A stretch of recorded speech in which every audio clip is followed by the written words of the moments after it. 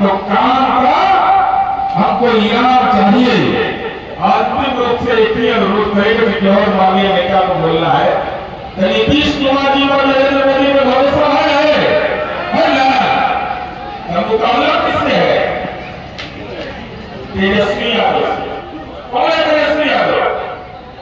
वो व्यक्ति का आरोपी है 420 का आरोपी है। लालू यादव का बेटा।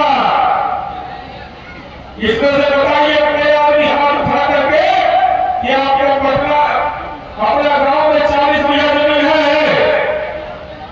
केवल लालू यादव को केवल पटना में, छोड़ दीजिए गोपालगंज, छोड़ दीजिए मुजफ्फरपुर, छोड़ दीजिए दिल्ली, छोड़ दीजिए औरंगाबाद, भ्रष्टाचार के माध्यम से 43 बीघा 12 कट्ठा 16 फुट जमीन बनाया। इस सामाजिक न्याय का पाखंडी है। 462 करोड़ की संपत्ति आज के लेता है, गरीब के लेता है, अल्पसंख्यक के लेता है।